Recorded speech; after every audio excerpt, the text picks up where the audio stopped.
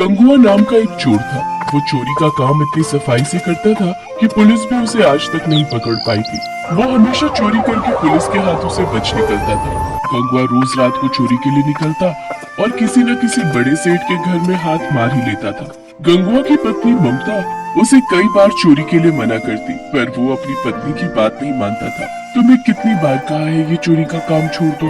अब तो आसपास के मोहल्ले वाली औरतें भी मुझ पर शक करने लगी हैं। वो यही कहती हैं कि तुम्हारा पति तो कोई काम ही नहीं करता, दिन भर सोया रहता है, फिर हमारे घर का गुजारा कैसे चल रहा है। अब मैं उन औरतों को क्या बोलूं कि रात में तुम चोरी करते हो और दिन में घोड़ी बेचकर सोते हो। कुछ तो शर्म करो। अरे क्यों सुबह सुबह मेरी नींद खराब कर रही है, सोने दे। वैसे भी कल रात चोरी करके कुछ भी हाथ नहीं लगा। मुझे तो लगता है तेरी ही नजर लग गई है। जब देखो मुझे काम के लिए टोकती रहती है। मुझे सोने दे, रात को मुझे फिर से चोरी पर निकलना है। गंगुआ रात को चोरी करने निकलता है, पर उस रात भी वो किसी भी घर में चोरी नहीं कर पाता। ऐसे ही कई दिन बीत जाते हैं। गंगुआ परेशान हो जाता है क्योंकि अभी तक उसने कोई भी चोरी नहीं की थी। वो गुस्से में भरा हुआ घर लौट आता है। उसी गांव में मोतीलाल नाम का एक बहुत ही अमीर और लालची व्यापारी रहता था। मोतीलाल दिखावा करने में बहुत ही माहिर था।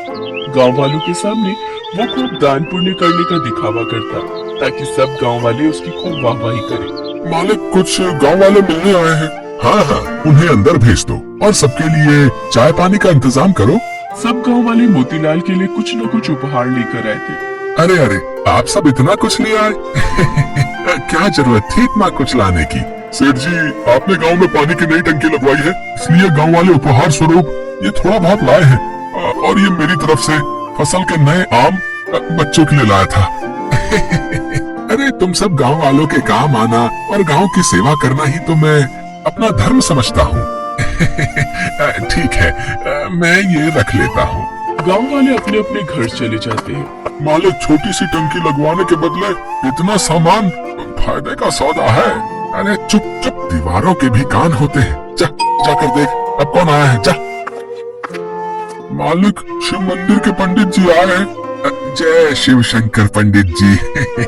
जय शिव शंकर मोतीलाल जी, मंदिर की सेवा कार्य के लिए आपके पास आया हूँ।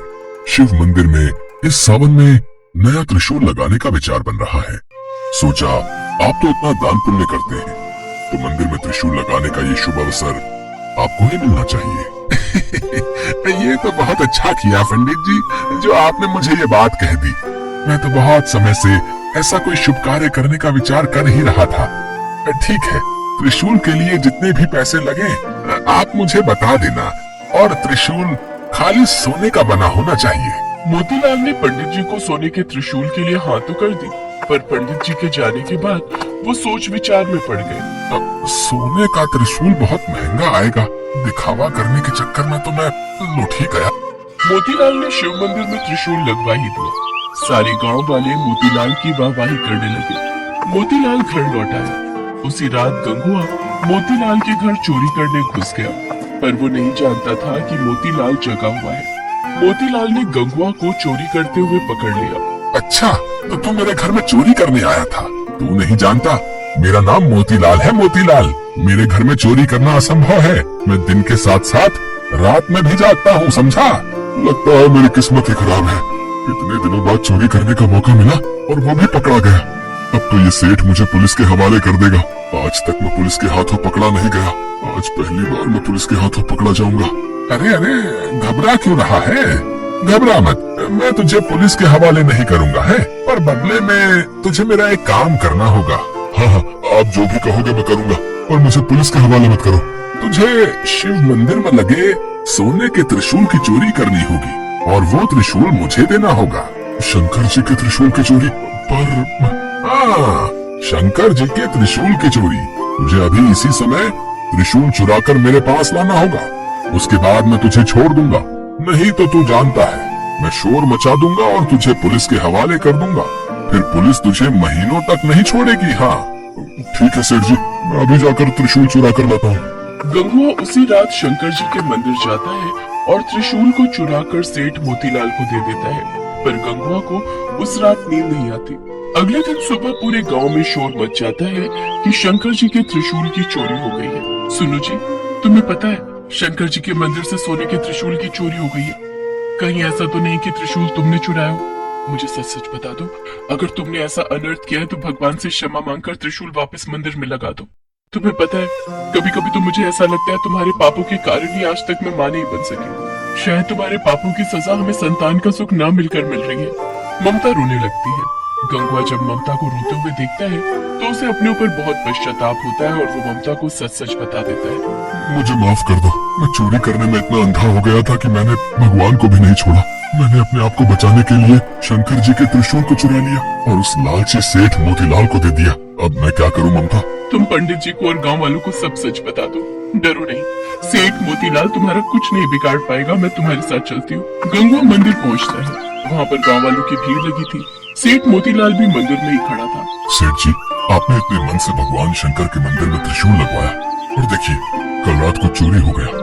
सचमुच मैं इन सब बातों के लिए बहुत शर्मिंदा हूँ। पता नहीं चोर मंदिर के भीतर कैसे घुस गया। कोई बात नहीं पंडित जी, भगवान की जैसी मर्जी। अच्छा मैं चलता हूँ, कोई और सेवा हो तो बता देना। कहाँ चल दिए पंडित जी? कहीं त्रिशूल लेने तो घर नहीं जा रहे? क्या मतलब है तुम्हारा? क्या तुम जानते नहीं हो कि त्रिशूल की चोरी हो चुकी है? पंडित जी, चोरी का त्रिशूल सेठ मोतीलाल के घर पर ही है। अगर आप सबको यकीन ना हो तो आप इनके घर की तलाशी ले सकते हैं। ये तुम क्या कह रहे हो? सेठ मोतीलाल बहुत ही धार्मिक प्रवृत्ति के व्यक्ति हैं और त्रिशूल तो उन्होंने स्वयं ही मंदिर में लगवाया है। तो फिर त्रिशूल इनके पास कैसे हो सकता है? पंडित जी, ये सेठ मोतीलाल देखने में ही धार्मिक है पर मन से बहुत ही बुरी प्रवृत्ति के हैं। गंगवा पंडित जी और गांव वालों को बीती रात की सारी सच्चाई बताता है, जिसे सुनकर सब लोग हैरान रह जाते हैं। सेठ मोतीलाल के घर की तलाशी लेने पर शंकर जी का त्रिशूल मिल जाता है। सेठ जी, ये त्रिशूल अब आप ही रखो। आप अब इस त्रिशूल को मंदिर में लगाने के अधिकारी नहीं है। भगवान तो श्रद्धा के भूखे होते हैं। यदि आपका मन नहीं था दान पुण्य करने का तो आप हम सभी को साफ साफ कह देते। ये दिखावा करने की कोई आवश्यकता नहीं थी। आज के बाद इस शिव मंदिर में आपके दिए पैसों का चढ़ावा नहीं चढ़ेगा। और पंडित जी, हम गांव वाले भी सेठ मोतीलाल के हाथों से कोई धर्म कर्म के कार्य में मदद नहीं लेंगे। हाँ, हर कोई सेठ मोतीलाल के खिलाफ हो जाता है। सेठ मोतीलाल अपना समूह लेकर घर चला जाता है। हे भोले शंकर, आज मैं आपके सामने ये प्रण करता हूँ कि मैं आज के बाद कभी भी चोरी नहीं करूंगा। हमेशा मेहनत की रोटी कमाऊंगा। गंगवा, तुमने बहुत ही ईमानदारी का काम किया है। देखना, भगवान भोलेनाथ तुम्हें इसका फल अवश्य देंगे। उस दिन से गंगवा ने चोरी करना छोड़ दिया। अब वो मेहनत मजदूरी करता था। ममता भी गंगवा को मेहनत मजदूरी करते देख बहुत खुश थी। कुछ समय बाद ममता माँ बन जाती है और एक बहुत ही सुंदर बच्चे को जन्म देती है।